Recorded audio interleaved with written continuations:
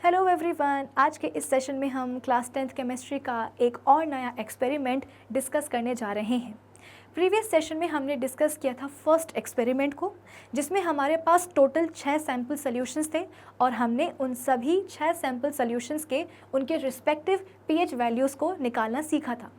Experiment को तो हमने डिस्कस कर ही लिया था, साथ ही साथ एक्सपेरिमेंट के ऊपर किस तरह के क्वेश्चंस बन सकते हैं आपके वाइवा के लिए, उन पॉसिबल क्वेश्चंस को भी हमने किया था डिस्कस। तो ये पूरी कहानी थी अपने प्रीवियस सेशन की, और आज के इस सेशन में हम बात करेंगे एक नए एक्सपेरिमेंट के ऊपर। सो आई होप सभी बच्चों को आज के इस सेशन का जो टारगेट है वो क्लियर हो गया होगा। तो एक काम करते हैं, जल्दी से सेशन को हम स्टार्ट कर लेते हैं। So this is Vibhuti Khare, welcome to Magnet Brains, जहाँ पे आपको सभी चैप्टर्स के वीडियो लेक्चर्स मिलते हैं बिल्कुल फ्री ऑफ कॉस्ट। यानी कि मैग्नेट ब्रेन्स में आपको 2 चैप्टर्स पढ़ने के बाद किसी भी तरह का पेमेंट करने की या पैकेज परचेज करने की रिक्वायरमेंट बिल्कुल भी नहीं है, क्योंकि मैग्नेट ब्रेन्स आप सब तक पहुँचा रहा है क्वालिटी एजुकेशन बिल्कुल फ्री ऑफ कॉस्ट। तो इसी अच्छी बात से हम स्टार्ट कर लेते हैं आज का हमारा ये सेशन, जहाँ पे हम बात करेंगे अपने सेकंड प्रैक्टिकल के ऊपर। अब मैं यहाँ पे आपको पहले ही बता देना चाहती हूँ कि ये जो हमारा सेकंड प्रैक्टिकल है ना, इसमें आपके पास आने वाले हैं 2 पार्ट्स। सबसे पहले हम पार्ट 1 को डिस्कस करेंगे, फिर इसके बाद में हम आ जाएंगे पार्ट 2 पर। अब देखो यहाँ पे क्या लिखा गया है। सबसे पहले तो हम एम को ही डिस्कस कर लेते हैं। ये चीज़ मैंने आपको प्रीवियस सेशन में भी समझाई थी कि जब भी हम कोई भी प्रैक्टिकल परफॉर्म करते हैं तो उस प्रैक्टिकल का ना एक एम डिसाइड करना, एक टारगेट डिसाइड करना बहुत इंपॉर्टेंट होता है। भाई आपको पता तो होना चाहिए ना कि हम एग्जैक्टली कर क्या रहे हैं इस प्रैक्टिकल में। तो सिमिलरली आज ये जो हमारे पास सेकेंड प्रैक्टिकल आया है, इसके पार्ट 1 का जो एम है वो कुछ इस तरीके से है कि studying the properties of acids bracket में HCl by their reaction with first litmus solution blue और red, second zinc metal and third one solid sodium carbonate. यानी कि इस सेकेंड प्रैक्टिकल का जो फर्स्ट पार्ट है वो हमसे ये बोलना चाह रहा है कि भाई आपको एसिड्स की जो प्रॉपर्टीज़ हैं उनको स्टडी करना है। अब अगर आपको एसिड्स की प्रॉपर्टीज़ को स्टडी करना है तो आपके पास एक एसिड भी तो होना चाहिए ना। तो जब आप गए केमिस्ट्री लैब में एक्सपेरिमेंट परफॉर्म करने के लिए तो आपको आपके टीचर ने दे दिया क्या, एक बहुत ही कॉमन एसिड HCl। अब उस कॉमन एसिड HCl की हमें प्रॉपर्टीज़ को स्टडी करना है। कैसे स्टडी करेंगे? तो आपको उस HCl एसिड का रिएक्शन करवाना है सबसे पहले लिटमस सोल्यूशन के साथ, फिर जिंक मेटल के साथ, और फिर फाइनली सोडियम या सॉलिड सोडियम कार्बोनेट के साथ। इतना समझ में आया कि आपके पास एक HCl है। अब ये HCl कैसे बिहेव करने वाला, भाई एसिड है ना, हमको तो एसिड की प्रॉपर्टीज़ पढ़नी है। तो हमारा ये जो एसिड है ये litmus solution, zinc metal, sodium carbonate, इनके साथ कैसे रिएक्ट करने वाला है, कैसे रिस्पॉन्ड करने वाला है, हमें बस वही चीज़ें क्या करनी है, नोट डाउन करनी है ऑब्जर्व करके। तो सबसे पहले एम हो गया आपका ये। अब हम क्या करेंगे, मटेरियल्स रिक्वायर्ड, प्रैक्टिकल परफॉर्म करोगे तो सामान भी तो चाहिए ना, अपैरेटस भी तो चाहिए है। तो सबसे पहले तो बोल देना कि भाई HCl चाहिए है, इसके बाद में सॉलिड सोडियम कार्बोनेट चाहिए, जिंक मेटल चाहिए है, लिटमस सोल्यूशन चाहिए है, ब्लू वाला भी, रेड वाला भी, ठीक है, टेस्ट ट्यूब हो गया, टेस्ट ट्यूब होल्डर हो गया, इसके अलावा आप बोल सकते हो कि ड्रॉपर हो गया, ग्लास रॉड हो गया। ये सारी चीज़ें आप पूरा जो ताम झाम है अपने प्रैक्टिकल का वो आप लिख लेना। फिर इसके बाद में हम आ जाते हैं किस पे, प्रोसीजर और ऑब्जर्वेशन टेबल पे। तो प्रोसीजर और ऑब्जर्वेशन टेबल इस बार हम क्या करेंगे, साथ साथ बनाते जाएंगे। इसके पहले जो हमने एक्सपेरिमेंट किया था वो तो आप बोल सकते हो कि प्रोसीजर जो है ना उसको आप अलग तरीके से लिखते हो, परफॉर्म करते हो। यहाँ पे हम क्या करेंगे, प्रोसीजर जो भी आपने किया है उसके बाद में उसका क्या ऑब्जर्वेशन आया उसको हम साथ ही में लिख देंगे कंटिन्यूएशन में, ठीक है। तो सबसे पहले हम क्या करते हैं, लिटमस टेस्ट करने वाले हैं कि आपके पास HCl है ना, तो वो HCl लिटमस के साथ क्या अपना रिएक्शन देने वाला है, देखते हैं। तो take 1 ml dilute HCl in 2 test tubes, each mark them A and B। करना क्या है कि आपने 2 टेस्ट ट्यूब लेनी है, ठीक है, एक ये वाली टेस्ट ट्यूब और एक ये वाली टेस्ट ट्यूब। इस वाली टेस्ट ट्यूब का नाम आपने रख दिया है A और इस वाली का नाम आपने रख दिया है क्या, B। और दोनों ही टेस्ट ट्यूब्स में हम क्या कर रहे हैं, डाइल्यूट HCl ले रहे हैं, वो भी कितना, 1 ml। तो इसमें भी 1 ml डाइल्यूट HCl और इसमें भी 1 ml डाइल्यूट HCl, ठीक है। नाउ अब क्या बोला गया है, mark them A and B and put them in a test tube stand, test tube stand में हम उनको डाल देंगे। Add blue litmus in test tube A and red litmus in test tube B। अब हुआ क्या, A में आपने क्या डाला है, A टेस्ट ट्यूब में आपने डाला है ब्लू लिटमस, ठीक है, A टेस्ट ट्यूब में आपने डाला है blue litmus. Similarly red litmus आपने डाला है टेस्ट ट्यूब बी में, बी वाली में आपने डाल दिया है red litmus. Observe the colour change in both. देखो दोनों ही टेस्ट ट्यूब्स जो आपने ली थी ए और बी, दोनों में एक ही एसिड था HCl, क्वांटिटी भी कैसी थी, बराबर बराबर थी। डिफरेंस क्या था कि आपने ए टेस्ट ट्यूब में ब्लू लिटमस डाला था और बी टेस्ट ट्यूब में आपने HCl के साथ में क्या डाला था, रेड लिटमस डाला था। तो ऑब्वियस सी बात है ये आपका एक्सपेरिमेंट हुआ। ऑब्जर्वेशन आपको क्या देखने को मिलेगा कि हम सबको पता है कि भाई लिटमस क्या है, एक नेचुरल इंडिकेटर ही तो होता है ना, वो क्या करता है अपना कलर चेंज करता है एसिडिक मीडियम में, बेसिक मीडियम में, है ना, और अपने कलर को चेंज करके बताता है कि भाई गिवन जो सोल्यूशन है, एक्वा सोल्यूशन है, वो एसिडिक है या बेसिक है नेचर में। तो हुआ क्या कि जब हमने टेस्ट ट्यूब ए में ब्लू लिटमस डाला तो उसका जो कलर है वो क्या हो गया, रेड हो गया। तो ब्लू लिटमस टर्न्स रेड, ठीक है, ये क्या हुआ, आपका ऑब्जर्वेशन हुआ कि जो हमने ब्लू लिटमस डाला था अब वो क्या हो चुका है, रेड में चेंज हो चुका है। मैंने आपको बताया था MCQ के सेशन के दौरान कि आप इसको याद कैसे रख सकते हो कि भाई एसिड, एसिड मतलब खतरे का निशान। तो जब हम किसी एसिडिक सोल्यूशन में ब्लू लिटमस डालते हैं तो वो ब्लू लिटमस खतरे का जो कलर होता है रेड, उसमें चेंज हो जाता है। तो रेड खतरे का कलर हमें क्या बताता है कि भाई जो गिवन सोल्यूशन है वो क्या है, it is acidic in nature, ठीक है। फिर इसके बाद में अब टेस्ट ट्यूब बी में आपने रेड लिटमस डाला था, तो भाई रेड लिटमस में कोई चेंज नहीं आने वाला है, ब्लू लिटमस रेड में चेंज होगा लेकिन रेड लिटमस एसिडिक मीडियम में किसी भी और कलर में चेंज नहीं होगा। So no change in the colour of red litmus. तो जो ब्लू लिटमस रेड में चेंज हुआ है और रेड लिटमस रेड में ही रह गया है, कोई कलर चेंज नहीं हुआ है। ये दोनों ऑब्जर्वेशन से हम क्या कंक्लूजन निकालते हैं, हम इन्फ्रेंस क्या निकाल सकते हैं कि भाई जो गिवन HCl है वो क्या है, एसिडिक है नेचर में, ठीक है। चलो फिर इसके बाद में सेकेंड हमारा जो टेस्ट है वो किसके साथ होने वाला है, रिएक्शन विथ जिंक मेटल। हमें एसिड की प्रॉपर्टी पढ़नी है, HCl की प्रॉपर्टी हमें पढ़नी है। तो पहली प्रॉपर्टी हमने मतलब कैसे पढ़ ली है, उसका हमने रिएक्शन देख लिया है किसके साथ में, लिटमस सोल्यूशन के साथ में, रेड के साथ भी, ब्लू के साथ भी। अब हम देख रहे हैं कि किस तरीके से HCl रिएक्ट करता है किसके साथ, जिंक के साथ। So take a test tube and add zinc granules to it. Test tube लो और उसमें जिंक के कुछ ग्रैन्यूल्स डाल दो। अब उसमें आप क्या करो, डाइल्यूट HCl भी डाल दो। Place a cork with a fine jet on the mouth of the test tube. Cork लगा दो और फिर मतलब टेस्ट ट्यूब का जो खुला हुआ मुंह है, जो उसका माउथ है, वहाँ पे आप क्या करोगे, एक कॉर्क लगा दोगे। लेकिन कॉर्क में भी क्या होना चाहिए, एक फाइन जेट होनी चाहिए on the mouth of the test tube. Bring a lighted matchstick near the mouth of the fine jet after some time. अच्छा, एंड ऑब्जर्व। तो इतना हुआ क्या, सपोज इसको मैं ड्रॉ करूँ तो और समझ में आएगा कि आपने क्या करा है, एक ऐसी टेस्ट ट्यूब ले ली है, इसमें आपने क्या डाल दिए हैं, जिंक के ग्रैन्यूल्स डाल दिए हैं, ठीक है। ये लो क्या डाल दिया आपने, जिंक के ग्रैन्यूल्स।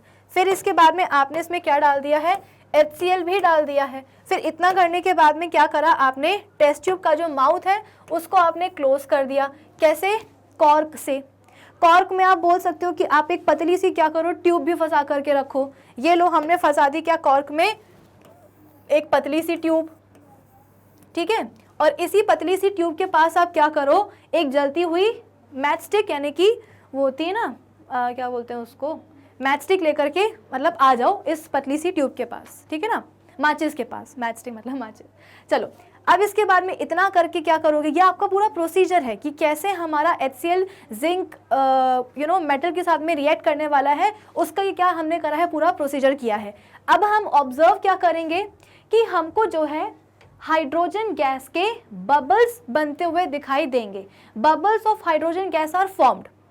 अब पहली बात तो ये है कि आपको ये कैसे पता चला कि ये हाइड्रोजन गैस के बबल्स हैं। तो आप बोलोगे कि मैम आप ही ने तो हमको पढ़ाया है कि जब एक मेटल रिएक्ट करता है किसके साथ, एसिड के साथ।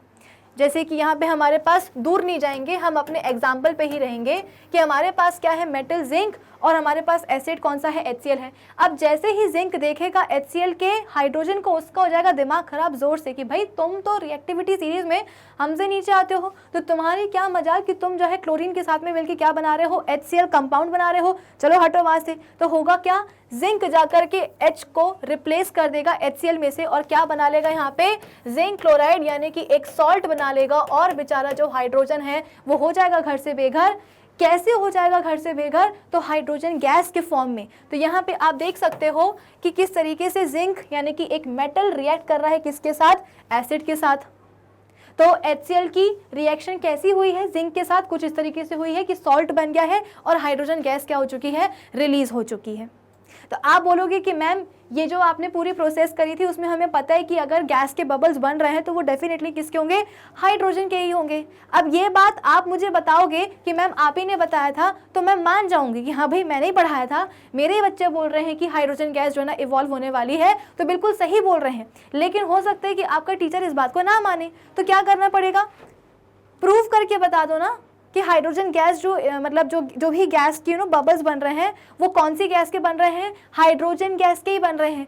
कैसे करेंगे, तो ये जो आपने पतली सी जेट या जो आपने पतली सी ट्यूब लगा करके रखी है ना, इसके बगल में हम क्या कर रहे थे, जलती हुई माचिस मैचस्टिक लेकर के आ रहे थे ना। तो जैसे ही हम लेकर के आएंगे एक पॉप साउंड जो है ऑब्जर्व होने वाली है। हाइड्रोजन गैस की क्या होती है, ये एक प्रॉपर्टी होती है कि हाइड्रोजन गैस को जब भी हम जलाते हैं ना तो वो हमेशा एक पट यानी कि एक पॉप साउंड के साथ क्या करती है, जलती है। तो जैसे ही हम इस ट्यूब या इस जेट के पास क्या करेंगे, जलती हुई माचिस लेकर के आएंगे, एक पट की आवाज ऐसे आएगी, एक पॉप साउंड आएगी, और वो पॉप साउंड ही क्या कंक्लूड करेगी कि भाई जो भी रिएक्शन अंदर हुई है जिंक और HCl के बीच में, उसमें हुआ क्या है, हाइड्रोजन गैस इवॉल्व हुई है, खत्म बात। तो आपने अपना स्टेटमेंट बोल दिया और आपने उस स्टेटमेंट को जस्टिफाई भी कर दिया। असर्शन रीजन दोनों सही है, रीजन क्या है, असर्शन का एक्सप्लेनेशन भी है सही, यानी कि ऑप्शन ए पे मार्क करो। टीचर क्या करेगी, ए मार्क करके चली जाएगी। ठीक है, तो इन्फ्रेंस आपने क्या निकाला कि जिंक रिएक्ट करता है डाइल्यूट HCl के साथ में और लिबरेट करता है क्या, हाइड्रोजन गैस। इसमें किसी को कोई डाउट तो होगा नहीं, आगे बढ़ जाए क्या। नाउ अब एक लास्ट टेस्ट बचा है पार्ट ए का, सोडियम कार्बोनेट टेस्ट। अब इसमें हुआ क्या, take a small amount of sodium carbonate in a test tube and add dilute HCl dropwise.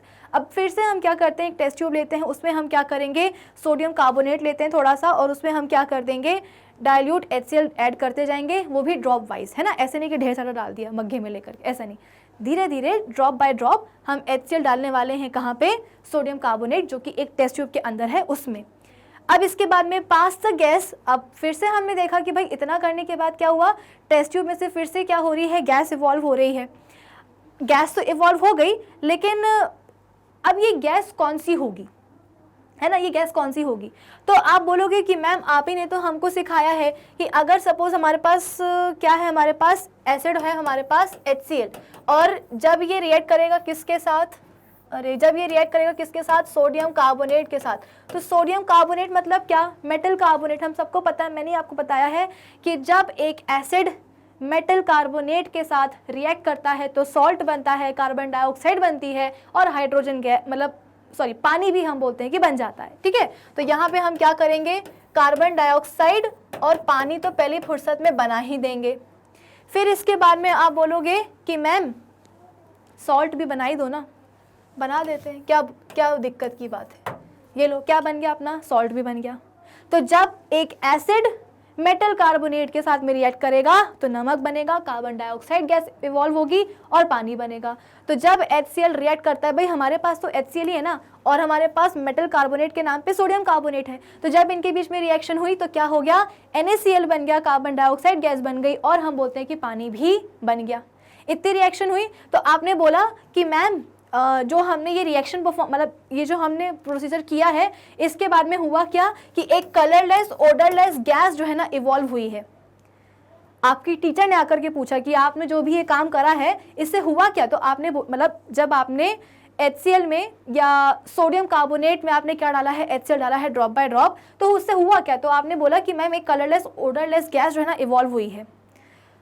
अब आपकी टीचर परेशान कि यार कलरलेस ओडरलेस गैस ये क्या हो सकती है, तो आपने बोला कि मैम कार्बन डाइऑक्साइड होगी।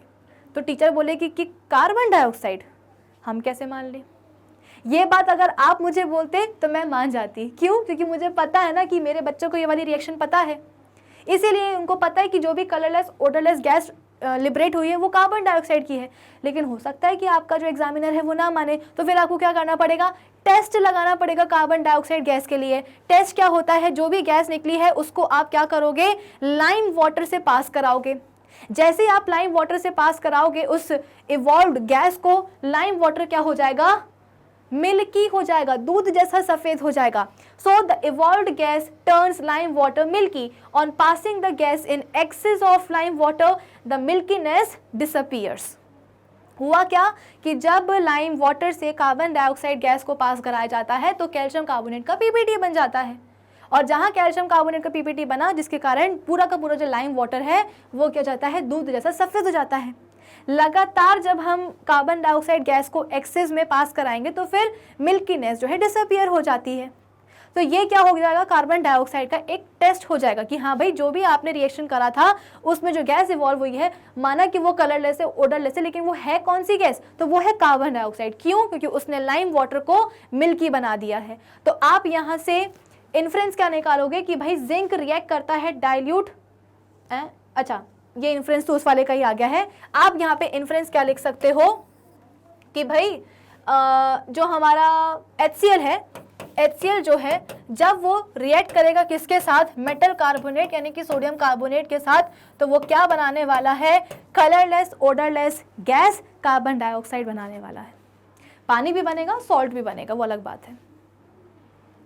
सही मतलब ये बात आ रही है ना समझ में सबको? चलो, तो ये क्या हुआ? अपने इस पूरे एक्सपेरिमेंट का फर्स्ट पार्ट हुआ, प्रैक्टिकल का फर्स्ट पार्ट है ये। तो हमने क्या करा है यहाँ पे? एसिड HCl की प्रॉपर्टी को पढ़ा है। कैसे? उसकी रिएक्शन देखी लिटमस सोल्यूशन में जिंक मेटल के साथ और सोडियम कार्बोनेट के साथ। अब हम जाते हैं इस प्रैक्टिकल के सेकंड पार्ट के ऊपर। सेकंड पार्ट क्या बोल रहा है? इसका एम क्या है? Now studying the properties of basis NaOH bye their reaction with. अब हम क्या करेंगे? सोडियम हाइड्रोक्साइड का जो आप बोल सकते हो कि जो प्रॉपर्टीज़ है, मतलब बेसिकली यहाँ पे हमें बेसिस की प्रॉपर्टीज़ के बारे में पढ़ना है। तो बेसिस की प्रॉपर्टी के बारे में पढ़ना है तो बेस तो होना चाहिए ना। तो केमिस्ट्री लैब में आपको क्या मिला है? बढ़िया सा बेस, सोडियम हाइड्रोक्साइड। अब इस सोडियम हाइड्रोक्साइड को हम क्या करेंगे? ट्रीट करवाएंगे लिटमस सोल्यूशन के साथ में, रिएक्ट कराएंगे जिंक मेटल के साथ में, और रिएक्ट करवाएंगे सोडियम कार्बोनेट के साथ में। देखते हैं क्या होता है। तो टेबल आपकी कुछ इसी तरह की बनेगी, प्रोसीजर वाली और ऑब्जर्वेशन टेबल कुछ ऐसी बनेगी, ठीक है। फर्स्ट क्या होगा? Litmus test. फिर से हम क्या करेंगे? 2 टेस्ट ट्यूब लेंगे, दोनों को हम मार्क कर देंगे A और B। इस वाली में भी हम लेंगे क्या? 1 ml सोडियम हाइड्रोक्साइड। इस वाली में भी हम लेंगे क्या? 1 ml सोडियम हाइड्रोक्साइड। यानी कि दोनों में हमने क्या करा है? 1 ml सोडियम हाइड्रोक्साइड ले लिया है। फिर इसके बाद में इस वाली में हमने क्या डाल दिया? Suppose add blue litmus in test tube A। इसमें हमने क्या डाल दिया है? ब्लू लिटमस डाल दिया है A टेस्ट ट्यूब में, और B वाली में हमने क्या किया है? रेड लिटमस डाल दिया है। तो आपको क्या लगता है भाई? सीधी सी बात है, आपके पास जो सोडियम हाइड्रोक्साइड आया है वो क्या है? एक बेस है। तो अगर आपके पास बेस आया है तो आपको पता होना चाहिए कि बेसिक मीडियम में, बेसिक सोल्यूशन में क्या होता है? जो रेड लिटमस है वो ब्लू में चेंज हो जाता है। तो इन दोनों ही टेस्ट ट्यूब्स में से आपको कौन सी वाली टेस्ट ट्यूब में कलर चेंज दिखाई देगा? इस वाली टेस्ट ट्यूब में आपने ब्लू लिटमस डाला है और इस वाली में रेड लिटमस डाला है। तो ये जो टेस्ट ट्यूब B होगी ना, इसमें आपको कलर चेंज दिखाई देगा। जो रेड लिटमस है वो किस में चेंज हो जाएगा? ब्लू में चेंज हो जाएगा। और टेस्ट ट्यूब A में जिसमें आपने ब्लू लिटमस डाला है उसमें कोई भी चेंज नहीं होगा। ब्लू का कलर, मतलब जो ब्लू लिटमस है वो ब्लू का ब्लू ही रहेगा, कोई दूसरा कलर नहीं आने वाला है। सो रेड लिटमस टर्न्स ब्लू। ये जो आपने रेड लिटमस डाला है सेकेंड B टेस्ट ट्यूब में, वो क्या हो जाएगा? रेड में चेंज हो जाएगा, सॉरी ब्लू में चेंज हो जाएगा, ठीक है। आप बोल सकते हो कि B टेस्ट ट्यूब में जो आपने रेड लिटमस डाला है वो ब्लू में चेंज हो जाएगा। No change in the colour of blue litmus. Blue litmus में कोई भी चेंज नहीं होगा। रेड होगा, ब्लू में चेंज, ब्लू वैसा का वैसा रहेगा। तो NaOH का क्या है? बेसिक कैरेक्टर है। इन्फ्रेंस हमने यही निकाला क्योंकि हमें पता है कि देखो, हमने टेस्ट ट्यूब में, दोनों टेस्ट ट्यूब में हमने अलग अलग लिटमस डाला था। NaOH इसमें भी था, NaOH B वाली में भी था, लेकिन एक में हमने डाल दिया रेड लिटमस और दूसरे में हमने डाल दिया ब्लू लिटमस। हमको पता है कि एसिडिक मीडियम में जो ब्लू लिटमस है वो रेड में खतरे के कलर में चेंज हो जाता है। कौन? Blue litmus into red. कब? एसिडिक मीडियम में। और बेसिक मीडियम में क्या होता है? रेड लिटमस ब्लू में चेंज होता है। तो आप खुद ही देखो ना कि ए और बी में किस में कलर चेंज दिखाई देगा? उस वाली टेस्ट ट्यूब में जिसमें कि आपने रेड लिटमस डाला होगा, वो किस में चेंज होगा? ब्लू में। इसका मतलब क्या कि सोल्यूशन कैसा है? NaOH कैसा है? बेसिक है नेचर में। ठीक है, चलो अब हम आ जाते हैं अपने दूसरे टेस्ट के ऊपर। अब इस दूसरे टेस्ट में हुआ क्या कि हमारे पास आ चुका है क्या? अब जिंक मेटल। और अब हम क्या करने वाले हैं कि हमारे पास जो सोडियम हाइड्रोक्साइड है ना, उसकी रिएक्शन अब हम करवाएंगे जिंक मेटल के साथ। यानी कि अब रिएक्शन होने वाली है मेटल की एक बेस के साथ। जो फर्स्ट पार्ट था उसमें मेटल की रिएक्शन हुई थी एसिड के साथ, और इस पार्ट में हो रही है मेटल की रिएक्शन एक बेस के साथ। तो हम सबको पता है कि जब एक बेस मेटल के साथ में रिएक्ट करता है तो सॉल्ट बनता है और हाइड्रोजन गैस इवॉल्व होती है। तो तरीका क्या होगा? प्रोसीजर क्या होगा? सेम रहेगा।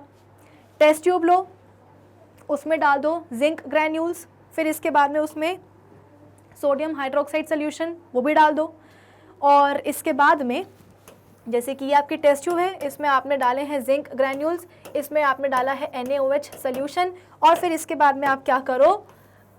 टेस्ट ट्यूब का जो माउथ है उसको आप सील कर दो एक कॉर्क के साथ। क्यों?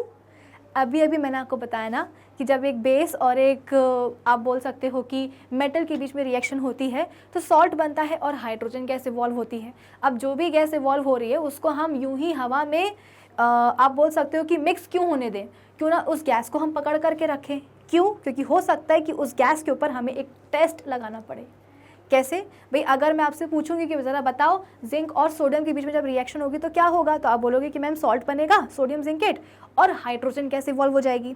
लेकिन हो सकता है कि आपका एग्जामिनर ना माने कि हाइड्रोजन गैस ही इवॉल्व होगी, उसको आपको प्रूव करके बताना पड़ेगा। तो प्रूव करने के लिए आपको हाइड्रोजन गैस का टेस्ट एक बार फिर से लगाना पड़ेगा। फिर से क्यों? पहले वाले पार्ट में जब आप एसिड को मेटल के साथ रिएक्ट करवा रहे थे तो भी आपको क्या करना पड़ा था? हाइड्रोजन गैस का टेस्ट लगाना पड़ा था, है ना? सॉल्ट बना था और हाइड्रोजन गैस भी बनी थी। उसमें भी आपने क्या करा था? जलती हुई माचिस लेकर के आए थे आप, पॉप साउंड की आवाज़ आपको ऑब्जर्व हुई थी। सेम चीज़ आपको यहाँ भी करनी पड़ जाएगी। तो इसीलिए हम क्या करेंगे, यहाँ पे एक पतली सी कैपिलरी ट्यूब लगा देंगे कि भाई जो भी गैस बन रही है उसको हम कलेक्ट कर लें। ठीक है, इतना करने के बाद में होगा क्या? ऑब्जर्वेशन क्या होगा कि bubbles of hydrogen gas are formed. ठीक है, आपने ये लिख तो दिया, लेकिन फिर इसको प्रूव करो। प्रूव कैसे करेंगे? जलती हुई मैच स्टिक लेकर के आएंगे और ऑब्जर्व करेंगे। ऑब्जर्वेशन क्या होगा? A pop sound is observed. अब हम सबको पता है कि एक ऐसी गैस, या आप ये बोल सकते हो कि वो एक ऐसी गैस जिसके पास ये प्रॉपर्टी होती है कि वो एक पट या एक पॉप साउंड के साथ बर्न करे, वो गैस कौन सी होती है? वो होती है हाइड्रोजन गैस। तो इन्फ्रेंस हम क्या निकालेंगे कि जब जिंक रिएक्ट करता है डाइल्यूट NaOH के साथ तो वो डेफिनेटली क्या करेगा? हाइड्रोजन गैस को आप बोल सकते हो कि लिबरेट करेगा। ठीक है, रिएक्शन क्या हो सकती है? लिख देते हैं ना, NaOH प्लस आपके पास क्या है? जिंक। तो क्या बन जाएगा? Na2ZnO2 plus hydrogen gas. ठीक है, तो ये पूरी रिएक्शन हो गई है। पहले भी हम पढ़ चुके हैं चैप्टर में, कोई नई रिएक्शन नहीं है आपके लिए। तो सोडियम हाइड्रोक्साइड है, जिंक है, क्या बन जाएगा? सोडियम जिंकेट बन जाएगा और प्लस हाइड्रोजन गैस इवॉल्व हो जाएगी। उसी के लिए हमने क्या करा है? ये वाला टेस्ट लगाया है, जलती हुई माचिस वाला टेस्ट लगाया है। ठीक है, और अच्छा, इस सॉल्ट की खास बात क्या होती है कि इसमें क्या होता है? एक पॉजिटिव आयन होता है, एक नेगेटिव आयन होता है, और नेगेटिव आयन में आप बोल सकते हो कि ऑक्सीजन भी होती है। ठीक है, चलो अब इसके बाद में आगे बढ़ जाएं। क्या लास्ट एक टेस्ट बचा है? क्या है इसमें? एक्सपेरिमेंट है आपका कि अब हमारे पास आ गया है सोडियम कार्बोनेट। सोडियम कार्बोनेट का अब हम टेस्ट लगाएंगे। कैसे? Take a small amount of sodium carbonate in a test tube and add sodium hydroxide solution. तरीका वही है, लो टेस्ट ट्यूब, उसमें डाल दो क्या? सोडियम कार्बोनेट, और उसमें डाल दो सोडियम हाइड्रोक्साइड NaOH सोल्यूशन। एक बात बताओ, क्या कोई बेस मेटल कार्बोनेट के साथ में रिएक्ट करता है? एसिड मेटल कार्बोनेट के साथ में रिएक्ट करते हैं, कार्बन डाइऑक्साइड गैस बनाते हैं, पानी बनाते हैं, लेकिन कोई भी बेस आप बोल सकते हो कि मेटल कार्बोनेट के साथ में रिएक्ट नहीं करेगा। तो यहाँ पे क्या हो जाएगा, नो चेंजेस ऑब्जर्व्ड, यानी कि NaOH does not react with sodium carbonate, खत्म बात, कुछ हुआ ही नहीं। टेस्ट ट्यूब में जो भी आपने डाला था सोडियम कार्बोनेट और NaOH, उससे कुछ हुआ ही नहीं, कोई चेंज ऑब्जर्व नहीं हो। इसका मतलब क्या कि कोई रिएक्शन हुई नहीं है। ठीक है, तो ये क्या करा है हमने, एसिड्स और बेसिस की प्रॉपर्टीज़ को हमने सीखा है। कैसे सीखा है, तो HCl और NaOH को हमने कंसिडर किया और उनका हमने रिएक्शन करवाया, कभी सोडियम कार्बोनेट के साथ, कभी जिंक मेटल के साथ, और कभी हमने उनको ट्रीट कराया है लिटमस सोल्यूशन के साथ। तो हमने उनका नेचर भी पता कर लिया और फिर हमने उनकी प्रॉपर्टीज़ भी पता कर ली। तो आखिर में कंक्लूजन जो है ना, आप लाइन से लिख देना कि भाई हमने ये कंक्लूजन निकाला है कि HCl कैसे रिएक्ट कर रहा है और NaOH कैसे रिएक्ट कर रहा है। ठीक है, चलिए अब इस पे सवाल कैसे बन सकते हैं वो देख लेते हैं कि what is the aim of your experiment. Experiment का एम क्या था कि भाई the aim of my experiment is to study the properties of acids and basis.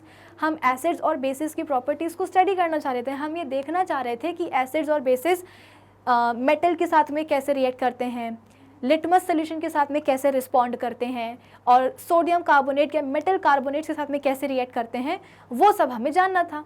यही था क्या हमारे प्रैक्टिकल का पर्पस या एम, टारगेट। ठीक है, चलो नेक्स्ट क्या है, सवाल पूछा गया आपसे कि व्हाट आर एसिड्स। तो एसिड्स वो सब्सटेंसेज होते हैं जो कि पानी में जाकर के अपने एक्वस सोल्यूशन में जाकर के H पॉजिटिव आयंस फर्निश करें, है ना, आसान ही सवाल। नेक्स्ट क्या है, व्हाट आर बेसिस। अरे व्हाट आर बेसिस, तो बेसिस आर दो substances which furnish hydroxide ion in their solution. Acid वो होते हैं जो कि H पॉजिटिव आयंस फर्निश करें, और बेसिस क्या होते हैं जो कि OH नेगेटिव आयंस फर्निश करें, है ना। अगर मैं बोलूँ सोडियम हाइड्रोक्साइड से कि भैया आप हमको हमारे आयंस दो, अपने आयंस दो, तो ये बेचारा किस में टूटेगा, सोडियम आयंस में और हाइड्रोक्साइड आयंस में। इसके अलावा क्या होगा, इसके पास कुछ नहीं होगा। ठीक है, चलो फिर इसके बाद में how does N acid affect blue and red litmus. एक एसिड आपसे पूछा है सवाल में, मतलब एग्जामिनर ने आपसे पूछा वाइवा में कि बताओ भाई एसिड जो है ब्लू और रेड लिटमस को कैसे अफेक्ट करता है। तो एसिड है तो ब्लू लिटमस जो है रेड में चेंज हो जाएगा एसिड के कारण, और रेड लिटमस पे कोई असर नहीं पड़ेगा। तो an acid turns blue litmus red and has no effect on red litmus. तो एसिड का रेड लिटमस पे कोई असर नहीं पड़ेगा, ब्लू लिटमस चेंज हो जाएगा किसमें, रेड में। ये तो हमने परफॉर्म भी करके देखा हुआ है, कौन सी बड़ी बात है। फिर नेक्स्ट क्वेश्चन क्या होगा आपके एग्जामिनर का कि how does a base affect blue and red litmus. तो सीधी सी बात है, बेस के कारण जो रेड लिटमस होगा वो चेंज हो जाएगा ब्लू में, और जो ब्लू लिटमस होगा वो आप बोल सकते हो कि वैसा का वैसा रहेगा। आई बात समझ में, बेस के कारण जो रेड लिटमस होगा वो चेंज होगा ब्लू कलर में, लेकिन ब्लू लिटमस पे कोई इंपैक्ट नहीं आएगा। So it turns red litmus blue and no changes observed on blue litmus. Blue वैसा का वैसा रहेगा, रेड चेंज हो जाएगा किसमें, ब्लू लिटमस में। कब, बेस के कांटेक्ट में आने के बाद। ये भी हो गया क्वेश्चन। अब हम बात करते हैं नेक्स्ट क्वेश्चन की कि आपके एग्जामिनर ने आपसे पूछा है कि why do metals displace hydrogen from dilute acids. जो मेटल्स हैं वो हाइड्रोजन को डाइल्यूट एसिड के साथ, मतलब डाइल्यूट एसिड्स में से क्यों रिप्लेस कर देते हैं। जैसे कि हमने देखा भाई, आप गए हो अपनी कॉपी लेकर के, प्रैक्टिकल कॉपी लेकर के देखो हमने ये एक्सपेरिमेंट परफॉर्म किया है कि किस तरीके से जब हमने HCl को रिएक्ट करवाया जिंक के साथ तो गैस इवॉल्व हुई, कौन सी, हाइड्रोजन गैस, और यहाँ पे क्या बन गया, सॉल्ट, सोडियम क्लोराइड बन गया। तो इस पर से आपके एग्जामिनर ने आपसे सवाल पूछ लिया कि ज़रा ये बताओ कि ऐसा क्यों होता है कि मेटल्स जो है हाइड्रोजन को डाइल्यूट एसिड्स में से रिप्लेस कर देते हैं। तो आप बोलोगे कि भाई पूरा खेल किसका होता है, आप बोल सकते हो कि स्ट्रेंथ का होता है, कि metals displace a hydrogen from dilute acids because they are more reactive than hydrogen। मैंने आपको बताया ना कि जो हमारी रिएक्टिविटी सीरीज होती है उसमें वो वाले मेटल्स जो कि हाइड्रोजन के ऊपर आते हैं वो तो हाइड्रोजन को कुछ समझते ही नहीं कि चलो हटो यहाँ से। जैसे कि जिंक हो गया, आयरन हो गया, सोडियम हो गया, ये सब कहाँ आते हैं, मैग्नीशियम, ये सब कहाँ आते हैं, रिएक्टिविटी सीरीज में हाइड्रोजन के ऊपर आते हैं। तो ये जहाँ पे इनको इन रिएक्टिव मेटल्स को हाइड्रोजन दिखाई देगा उसको वो वहाँ से जाकर के हटा देंगे। तो यहाँ पे हुआ क्या कि metals displace hydrogen from dilute acids because they are more reactive than hydrogen. Metals क्या करते हैं, इलेक्ट्रॉन्स को लूज कर देते हैं और यही इलेक्ट्रॉन्स हाइड्रोजन आयंस क्या कर लेते हैं, फ्रॉम द एसिड्स एक्सेप्ट कर लेते हैं और क्या बन जाते हैं, हाइड्रोजन गैस बन जाते हैं। क्या मतलब है, देखो यहाँ पे HCl है, ये HCl टूटा किसमें, H पॉजिटिव आयंस में और क्लोराइड आयंस में। अब पॉजिटिव आयन कब बनते हैं, नेगेटिव आयन कब बनते हैं, ये तो आप सभी को पता होगा ना। पॉजिटिव आयन कब बनता है एक एटम, जब वो इलेक्ट्रॉन को रिलीज कर दे। नेगेटिव आयन कब बनता है एक एटम, जब वो एटम इलेक्ट्रॉन को एक्सेप्ट कर ले। तो यहाँ पे इलेक्ट्रॉन्स को लूज किया गया है, तब जाकर के क्या बना है, H पॉजिटिव आयंस, और यहाँ पे इलेक्ट्रॉन्स को गेन किया गया है, इसलिए यहाँ पे क्या बना है, क्लोराइड आयंस बने हैं। फिर इसके बाद में ये जो HCl है ये टूटा है किसमें, H पॉजिटिव और क्लोराइड आयंस में। इतना समझ में आया। फिर ये जो मैग्नीशियम मेटल है, क्योंकि ये क्या है, रिएक्टिविटी सीरीज में ऊपर है हाइड्रोजन के, तो ये क्या करेगा, अपने इलेक्ट्रॉन्स लूज कर देगा। तो 2 इलेक्ट्रॉन्स इसने निकाल दिए, तो खुद के ऊपर क्या चार्ज आ जाएगा, 2 पॉजिटिव चार्ज आ जाएगा, यानी कि यहाँ पे भी क्या बन गया, एक पॉजिटिव आयन बन गया है। अब ये जो 2 इलेक्ट्रॉन्स मैग्नीशियम मेटल ने रिलीज करे हैं ना, इन्हीं 2 इलेक्ट्रॉन्स को ये जो छोटा हाइड्रोजन आयंस है ये क्या करेगा, एक्सेप्ट कर लेगा। आई बात समझ में कि जो मैग्नीशियम मेटल ने 2 अपने इलेक्ट्रॉन्स रिलीज करे थे, इन्हीं दोनों इलेक्ट्रॉन्स को हाइड्रोजन आयन क्या करेगा, एक्सेप्ट कर लेगा और क्या बना लेगा, हाइड्रोजन गैस बना लेगा। तो जिसके कारण आप बोल सकते हो कि अब मैग्नीशियम खुद ही क्या था, पॉजिटिव आयन था, कौन दिख जाएगा उसको, क्लोराइड आयन दिख जाएगा। तो इनके बीच में क्या बन जाएगा भाई, मैग्नीशियम क्लोराइड बन जाएगा। तो क्या बन जाएगा, मैग्नीशियम क्लोराइड सॉल्ट और हाइड्रोजन गैस। तो आप बोल सकते हो कि मेटल इलेक्ट्रॉन्स को लूज करेगा और वही लूज इलेक्ट्रॉन्स को कौन एक्सेप्ट करेगा, एसिड के हाइड्रोजन आयंस, और एक्सेप्ट करने के बाद में हाइड्रोजन गैस बन जाएगा। ठीक है, तो पूरा खेल किसका होता है, रिएक्टिविटी का होता है कि जो मेटल्स रिएक्टिविटी सीरीज में हाइड्रोजन के ऊपर आते हैं वो आसानी से हाइड्रोजन को रिप्लेस कर देते हैं उन्हीं के एसिड्स में से। आया ये वाला क्वेश्चन समझ में, आगे बढ़ जाए क्या, कि डू ऑल, अब नेक्स्ट क्वेश्चन क्या हो सकता है कि do all metals displace hydrogen gas from dilute acids, क्या सभी के सभी मेटल्स हाइड्रोजन गैस को, मतलब हाइड्रोजन को डिस्प्लेस कर सकते हैं डाइल्यूट एसिड्स में से, नहीं। मैंने आपको अभी अभी क्या समझाया था कि वो वाले मेटल्स जो कि हाइड्रोजन के ऊपर आते हैं रिएक्टिविटी सीरीज में, सिर्फ वही मेटल्स क्या करेंगे, हाइड्रोजन को डिस्प्लेस कर देंगे उसी के एसिड में से। अगर आपके पास क्या आया है, कॉपर और HCl आया है, तो इनके बीच में कोई रिएक्शन होगी क्या, नई रिएक्शन होगी, no reaction will take place.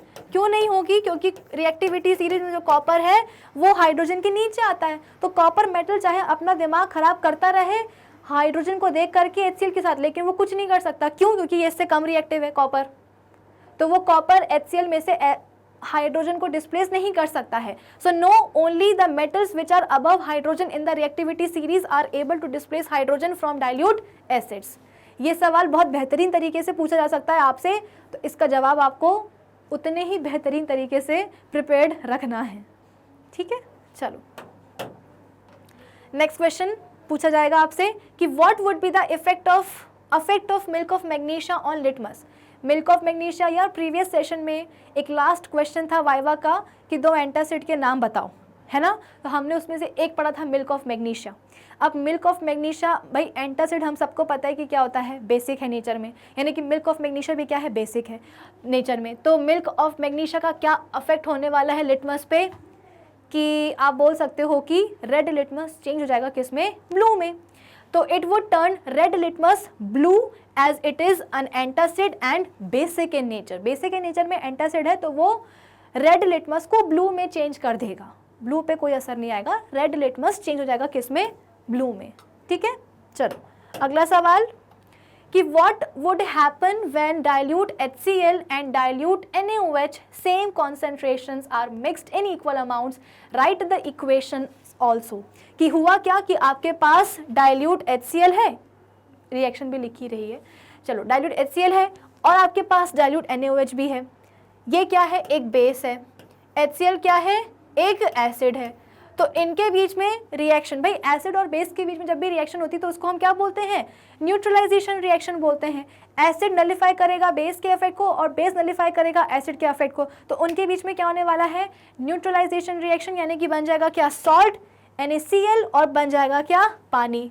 तो इक्वेशन क्या होगी, पूछा क्या गया है कि व्हाट वुड हैपन, अच्छा होगा क्या, कुछ नहीं, जो मैंने आपको बताया, मतलब कि एसिड नलिफाई करेगा बेस को, बेस नलिफाई करेगा एसिड को, रिएक्शन क्या होगी, NaOH प्लस HCl क्या बन जाएगा, NaCl और पानी।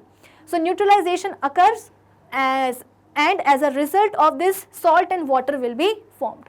बच्चों वाला सवाल, कौन सी बड़ी बात है अभी बताओ। नेक्स्ट सवाल कि right the reaction occurring between HCl and sodium carbonate. तो सोडियम का, ये तो मैं आपको बता चुकी हूँ ना, मैंने समझाया था आपको कि ये रहा HCl, ये रहा क्या, सोडियम कार्बोनेट, इनके बीच में जब रिएक्शन होगी तो कार्बन डाइऑक्साइड गैस बनेगी, पानी बनेगा और नमक बन जाएगा, बन गया नमक NaCl, ठीक है ना। ये रिएक्शन भी मैं आपको समझा चुकी हूँ, ना सिर्फ इस सेशन में समझाइए बल्कि पहले भी समझा चुकी हूँ, तो कोई नई रिएक्शन नहीं आपके लिए आती होगी आप लोगों को, है ना। तो एग्जामिनर पूछेगा तो डरना मत, बता देना कि पढ़ी तो हुई है, बताने में क्या जाता है। चलो नेक्स्ट सवाल कि how do you test carbon dioxide gas. तो कार्बन डाइऑक्साइड गैस को, भाई जैसे कि मैंने आपको बोला कि जब जब एसिड का रिएक्शन हो रहा है किसके साथ में, मेटल कार्बोनेट के साथ में, तो आप बकायदा क्या कर रहे हो, एक टेस्ट लगा रहे हो। आपने देखा कि कलरलेस ओडरलेस गैस इवॉल्व हुई है ना। हमने जो एक्सपेरिमेंट किया था, प्रैक्टिकल किया था, उसमें हमारे पास क्या था, HCl था और सोडियम कार्बोनेट था। जब उनके बीच में रिएक्शन करवाई तो कलरलेस ओडरलेस गैस इवॉल्व हुई। तो आपसे पूछा गया कि ये कौन सी गैस है, तो आपने क्या करा था, फिर कार्बन डाइऑक्साइड गैस का टेस्ट करवाया था। कैसे लगाया था, तो आपने कार्बन डाइऑक्साइड गैस को पास करवा दिया था किसमें, लाइम वाटर में। लाइम वाटर मतलब वो क्या बोलते हैं उसको, नींबू का रस नहीं, लाइम वाटर मतलब कैल्शियम हाइड्रोक्साइड, ये Ag नहीं होगा, ये AQ होगा, एक्वस कैल्शियम हाइड्रोक्साइड। इसमें हम क्या करेंगे, कार्बन डाइऑक्साइड को पास करा देंगे गैस को, तो यहाँ पे क्या बन जाएगा, पूरा का पूरा lime water will turn milky, दूध जैसा सफ़ेद हो जाएगा। क्यों, क्योंकि वहाँ पे आप बोल सकते हो कि कैल्शियम कार्बोनेट बन जाएगा। तो सबसे बड़ा टेस्ट तो कार्बन डाइऑक्साइड का यही होता है कि कहीं भी पता करना हो कि बताओ यहाँ पे कार्बन डाइऑक्साइड निकली है या नहीं निकली है, लेके आ जाओ क्या, लाइम वाटर, उस लाइम वाटर में पास करा दो कार्बन डाइऑक्साइड। अगर लाइम वाटर मिल्की हो गया तो समझ लो वहाँ पे क्या बना है, कैल्शियम कार्बोनेट बना है। कैल्शियम कार्बोनेट का मतलब उसके बनने का मतलब क्या है कि डेफिनेटली जो भी आपने गैस पास कराई है वो कौन सी है, कार्बन डाइऑक्साइड ही है। प्लस हम बोलते हैं कि पानी भी बनेगा। तो कुछ इस तरीके से आप क्या करते हो, कार्बन डाइऑक्साइड का टेस्ट परफॉर्म करते हो। चलिए नेक्स्ट क्या है कि why does hydrogen gas burn with N explosion. जैसे कि हमने देखा है कि हाइड्रोजन गैस जो है हमेशा एक पॉप साउंड के साथ जलती है। तो ऐसा क्यों, देखा जाए तो हाइड्रोजन गैस के अंदर जो है ना एनर्जी काफ़ी ज़्यादा होती है। तो जब भी उस हाइड्रोजन गैस को हम जलाते हैं, उसका कंबशन कराते हैं, तो वो एनर्जी रिलीज होती है in the form of heat. और इस हीट के कारण जो आसपास की गैस है वो गर्म हो जाती है, और गर्म होने के कारण एक्सपेंड होती है, और एक्सपेंड होने के कारण आवाज़ आ जाती है, तो जिसको हम क्या बोलते हैं, एक्सप्लोजन बोलते हैं। तो सवाल यही पूछा गया था आपसे, मुझसे नहीं पूछा जाएगा, आपसे ही पूछा जाएगा। तो जवाब रेडी रखना कि why does hydrogen gas Burns with an explosion। so hydrogen gas has the highest calorific value। calorific value का मतलब क्या है कि एक ऐसा फ्यूल जिसके अंदर एनर्जी बहुत ज़्यादा हो, ठीक है। तो जैसे कि मैंने आपको बताया कि हाइड्रोजन गैस के अंदर एनर्जी काफ़ी ज़्यादा होती है, तो जब भी उसको हम जलाते हैं, पहली बात तो ये कि उसका जो इग्निशन टेम्परेचर है वो भी काफ़ी कम होता है। इग्निशन टेम्परेचर क्या होता है, एक ऐसा टेम्परेचर जिसमें कि आकर के सब्सटेंस क्या होने लगे, उसका कंबशन शुरू हो जाए। तो आप बोल सकते हो, आप देखो ना, जो भी आप एक्सपेरिमेंट कर रहे थे, जब आप हाइड्रोजन गैस के जब आप टेस्ट करवा रहे थे तो उसमें आप क्या करते थे, एक जलती हुई माचिस लेकर के आते थे। उस जलती हुई मैचस्टिक से जो हीट निकलती थी वो सफिशिएंट होती थी कि वो हाइड्रोजन गैस का क्या कर सके, कंबशन करा सके। तो आप समझ सकते हो कि हाइड्रोजन गैस का जो इग्निशन टेम्परेचर है वो भी कैसा होता है, कम होता है, उसके अंदर एनर्जी भी बहुत सारी है। तो क्या होगा, जब भी उसको हम जलाते हैं तो वो एनर्जी हीट के फॉर्म में बाहर निकलती है, जिसके कारण जो गैस है वो आसपास के एक्सपेंड हो जाती है, और एक्सपेंड होने के कारण आप बोल सकते हो कि ज़ोर से आवाज़ आ जाती है, जिसे हम क्या बोलते हैं, एक्सप्लोजन बोलते हैं। इसीलिए हाइड्रोजन गैस एक्सप्लोजन के साथ में बर्न होती है। Is that clear. चलो नेक्स्ट क्या है, right the reaction which occurs between zinc metal and dilute H2SO4। अच्छा, अभी आपके पास क्या था, जिंक और HCl था। अब आपको एग्जामिनर ने बोला कि एक काम करते हैं, इसको घुमा के देखते हैं, इसको अब हम HCl की जगह पे डाइल्यूट H2SO4 देखते हैं, फिर देखते हैं कि इसका कंसेप्ट क्लियर है या नहीं। कोई बात नहीं भाई, एसिड HCl हो चाहे H2SO4 हो, कोई भी हो, हमें सबको पता है कि क्या होने वाला है, अल्टीमेटली हाइड्रोजन ही डिस्प्लेस होने वाला है और जिंक का क्या बनने वाला है, सॉल्ट बनने वाला है। तो यहाँ पे भी तो वही होगा कि जिंक H2SO4 क्या बन जाएगा, zinc sulphate plus hydrogen gas evolve. ठीक है, तो डरना नहीं है, पढ़ाई हुई है मैंने आपको ये वाली रिएक्शन भी। नेक्स्ट क्या है कि what is the difference between strong acid and weak acid. जब भी हम बात करते हैं किसी भी एसिड की स्ट्रेंथ की, तो हमें मतलब होता है किससे, कि वो एसिड अपने एक्वस सोल्यूशन में जाकर के कितने H पॉजिटिव आयंस या कैसे अपने H पॉजिटिव आयंस फर्निश कर रहा हो। तो स्ट्रॉन्ग एसिड्स आर दोस्त जो कि कंप्लीटली आयोनाइज हो जाते हैं, कंप्लीटली डिसएसोसिएट हो जाते हैं अपने एक्वस सोल्यूशन में। यानी कि अगर आपके पास HCl है तो वो पूरा का पूरा, जैसे कि अगर आपने पानी में 10 मॉलिक्यूल्स डाले हैं HCl के, तो 10 के 10 मॉलिक्यूल्स क्या हो जाएंगे, आयोनाइज हो जाएंगे, डिसएसोसिएट हो जाएंगे अपने रिस्पेक्टिव आयंस में, यानी कि H पॉजिटिव और क्लोराइड आयंस आपको मिल जाएंगे। वीक एसिड क्या होता है कि अगर आपने 10 मॉलिक्यूल्स डाले हैं एसिड के, तो 10 में से केवल 2 मॉलिक्यूल्स क्या होंगे, आयोनाइज होंगे अपने आयंस में, लेकिन बाकी के वैसे रह जाएंगे। तो जितने ज़्यादा आप बोल सकते हो कि जितने बेहतरीन तरीके से कोई एसिड क्या हो रहा है, आयोनाइज हो रहा है, तो उतना ही क्या होगा, वो बढ़िया एसिड होगा, स्ट्रॉन्ग एसिड होगा। तो where is weak acids are those which partially dissociate into ions. For example CH3COOH, तो इसमें आप बोल सकते हो कि ऐसा नहीं है कि ये आयोनाइज नहीं होगा, होगा लेकिन कम होगा। 10 में से हम बोल रहे हैं कि 1 या 2 मॉलिक्यूल आयोनाइज हो रहे हैं, इसका क्या मतलब है। ठीक है, चलिए नेक्स्ट क्वेश्चन क्या है कि विच out of hydrochloric acid and acetic acid would have the lower pH। किसका pH आप बोल सकते हो कि कम होगा, एसिटिक एसिड और हाइड्रोक्लोरिक एसिड में आपको बताना है। देखो भाई ऐसा है कि जब हम बात करते हैं, देखो बेस में कंडीशन थोड़ी सी बेटर होती है। क्यों कि अगर बेस जैसे कि 7 के बाद से ही हम बोलते हैं कि बेसिक नेचर शुरू होता है ना, 7 pH के बाद में ही, तो अगर pH कितना है 8 है तो वो बेस कैसा होगा, माइल्ड होगा। pH अगर बेस का कितना है 14 है तो वो बेस कैसा होगा, डेफिनेटली स्ट्रॉन्ग बेस होगा। लेकिन एसिड में थोड़ी सी सिचुएशन गड़बड़ हो जाती है। देखो यहाँ पे क्या लिखा गया है कि HCl would have lower pH as it has higher concentration of hydrogen ions, कि जितना स्ट्रॉन्ग कोई एसिड होता है उसका pH उतना ही कम होता है, और जितना वीक एसिड होता है उसका pH 7 के आसपास पहुंच जाता है, 6, 5, 4 ऐसा रहता है।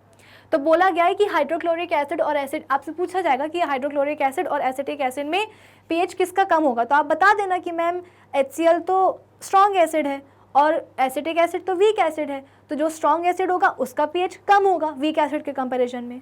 ठीक है, तो ये वाला सवाल भी आपसे बन जाना चाहिए। Which out of dilute H2SO4 and lime water would turn red litmus blue। यानी कि आपके पास दो आपको ऑप्शंस दिए गए हैं, डाइल्यूट H2SO4 और लाइम वाटर। दोनों में से आपको बताना है कि कौन जो है रेड लिटमस को ब्लू में चेंज कर सकता है। भाई रेड लिटमस को ब्लू में चेंज करने का काम किसका होता है, बेस का होता है। H2SO4 तो एसिड है, लाइम वाटर कैल्शियम हाइड्रोक्साइड क्या है, बेस है, तो वो बेस क्या करने वाला है, रेड लिटमस को ब्लू में चेंज करेगा। So lime water being basic in nature will turn red litmus to blue. ठीक है, चलो नेक्स्ट क्वेश्चन। बस इतने ही थे क्वेश्चंस। तो आई होप आज के सेशन में जितनी भी बातें हमने करी सबको समझ में आई होंगी।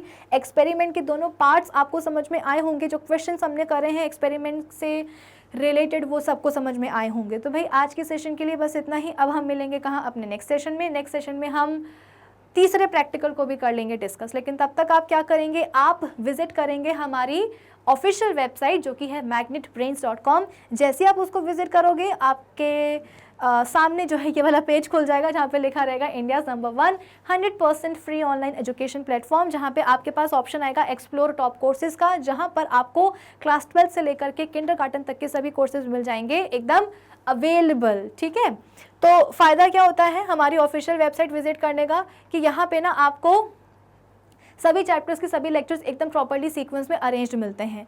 तो यूट्यूब पे आपकी जो कंप्लेंट होती है ना, एक बड़ी सी कंप्लेंट कि मैम सब्जेक्ट की प्लेलिस्ट मिलती ही नहीं है, इतनी सारी प्लेलिस्ट हो चुकी हैं अब तो कि आपके सब्जेक्ट की मिलती नहीं है, मिलती भी है तो उसमें जो सीक्वेंस है वीडियोज़ का वो इतना ऊपर नीचे होता है कि हमें नहीं आता समझ में कि कौन से लेक्चर के बाद में कौन सा देखना है। सो प्लीज़ हेल्प, क्या करें हम। तो आप हमारी ऑफिशियल वेबसाइट विजिट करिए, क्योंकि यहाँ पे आपको सभी चैप्टर्स के सभी लेक्चर्स एकदम प्रॉपर्ली सीक्वेंस में अरेंज मिलते हैं, प्लस यहाँ पे होते हैं सभी टॉपिक्स के नोट्स भी available. So do visit our official website. कौन सी वाली? यही वाली, magnetbrains.com। Till then keep learning with Magnet Brains. Thank you for watching.